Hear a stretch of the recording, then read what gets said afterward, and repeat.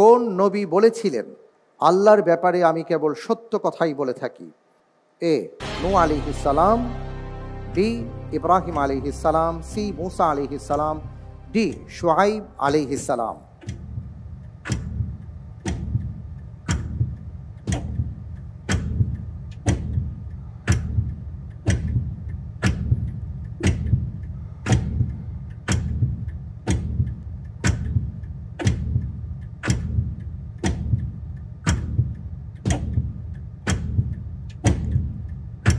জি আলহামদুলিল্লাহ, আমি নির্ধারণ করছি অপশন ডি শুআইব আলাইহিস সালাম।